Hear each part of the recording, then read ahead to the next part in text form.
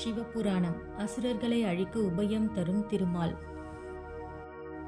தேவர்கள் கூறியதை கேட்ட திருமால், தேவர்களிடம் நீங்கள் உரைப்பதும் அந்த அசுரர்களால் நீங்கள் அடைந்த இன்னல்கள் அனைத்தும் மெய்யே. ஆனால் நீங்கள் உரைப்பது போன்று அவர்களை வதம் செய்வதற்கான சாத்தியம் என்பது இல்லையே. ஏனெனில் திரிபுரத்தை ஆள்வது அசுரர்களாக இருப்பினும் அவர்கள் எந்த குற்றமும் இழைக்கவில்லையே. அவ்விதம் இருக்க அவர்களை தண்டிப்பது என்பது எவ்விதம் சிறந்ததாகும் என்று கூறினார். திருமால் இவ்விதம் உரைப்பதை சற்றும் எதிர்பாராத தேவர்கள் என்ன செய்வது என்று புரியாமல் நின்றனர்.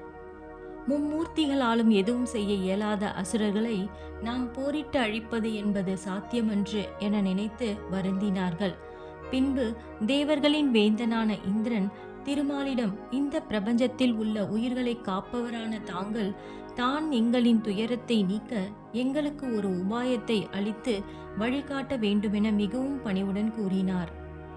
பின்பு திருமாலோ, திரிபுர அசுரர்களை அழிப்பது என்பது நம்மால் இயலாத செயலாகும். ஆகவே அவர்களை அழிக்க சிவபெருமானை எண்ணி பூஜித்தால் உங்களின் வலிமையும் அதிகரிக்கும், மேலும் உங்களின் எண்ணங்களும் நிறைவேறும் என கூறினார். திருமால் உரைத்த செய்தியை கேட்ட தேவர்கள் மிகவும் மகிழ்ச்சி அடைந்தனர். திருமாலின் ஆலோசனையின்படி அவரின் வழிகாட்டுதலின் அடிப்படையில் தேவர்கள் அனைவரும் சிவலிங்கத்தை பிரதிஷ்டை செய்தும் பூஜை செய்தும் எம்பெருமானின் திருவருளை பெற முடிவு செய்தனர். ஆனால் தேவர்களோ திருமாலையே முன்னின்று இந்த பூஜை எவ்விதமான குறைகளின்றி முழு நிறைவுடன் நிறைவேற்றி தருமாறு வேண்டினார்கள். திருமாலும் அவர்களின் வேண்டுதலை ஏற்று சிவலிங்கத்தை பிரதிஷ்டை செய்து தூய உள்ளத்துடன் தேவர்களின் நலனுக்காக சிவபெருமானை எண்ணி தியானித்து சிவலிங்கத்திற்கு பூஜை செய்தார். தேவர்களும் அவருடன் இணைந்து தங்களின் இன்னல்களை போக்க எம்பெருமானை எண்ணி பூஜை செய்தனர். தேவர்களும் திருமாலும் இணைந்து எம்பெருமானை எண்ணி பூஜைகளை செய்தனர். பூஜையின் இறுதியில் சிவபெருமானின் அருளால் சிவலிங்கத்தில் இருந்து ஆயுதங்கள் பலவற்றை ஏந்திய எண்ணிலடங்கா பூதங்கள் உருவாகின.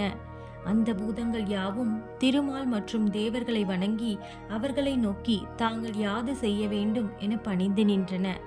சிவபெருமானின் அருளும் ஆசியும் உடைய பூதக்கணங்களே, இக்கணமே நீங்கள் அனைவரும் சென்று இன்னல்கள் பலவற்றை உருவாக்கும் தன்மை கொண்ட திரிபுரத்தையும் அதை ஆளும் அசுரர்களையும் எரித்து அழித்து விட்டு வாருங்கள் என்று திருமால் கூறினார்.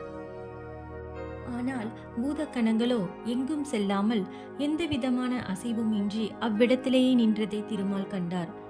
ஏன் இன்னும் செல்லாமல் இருக்கின்றீர்கள்? இப்போதே சென்று முப்பட்டணங்களை அழித்துவிட்டு வாருங்கள் என்றார் திருமால். அதற்கு பூதகணங்கள், பிரபுவே, எங்கள் அனைவரையும் மன்னித்தருள வேண்டும். நீங்கள் இட்ட பணியை எங்களால் செய்ய இயலாது என்று கூறினர். ஏன் உங்களால் இச்செயலை செய்ய இயலாது என்கிறீர்கள்? நீங்கள் அனைவரும் சிவபெருமானின் பரிபூர்ண அருளை பெற்றவர்கள். உங்களால் செய்ய இயலாதது எதுவும் இல்லை என்று தேவர்களின் வேந்தனான இந்திரன் கூறினார். அதற்கு பூதகணங்கள், இல்லை பிரபு, நீங்கள் கூறிய திரிபுரத்தை ஆட்சி செய்யும் அசுரர்கள் சிவபெருமான் மீது மிகுந்த பக்தி கொண்டவர்கள். மேலும் அப்பட்டினத்தில் இருப்போர் அனைவரும் எம்பெருமானுக்கான பூஜைகளை எவ்விதமான குறைவின்றி செய்து வருகின்றார்கள். அசுரர்களான அவர்கள் எவ்வளவு பாவம் செய்தவர்களாக இருப்பினும் சிவ பூஜை செய்வோரை ஆதவன் ஒளியில் இருள் மறைவது போல அவர்கள் செய்த பாவங்களும் அழியத் தொடங்கும். அதனால்தான் எங்களால் அந்த திரிபுர அசுரர்களை அழிக்க இயலாது என்று கூறினோம் என்று பூதகணங்கள் கூறின. ஓம் நம சிவாய.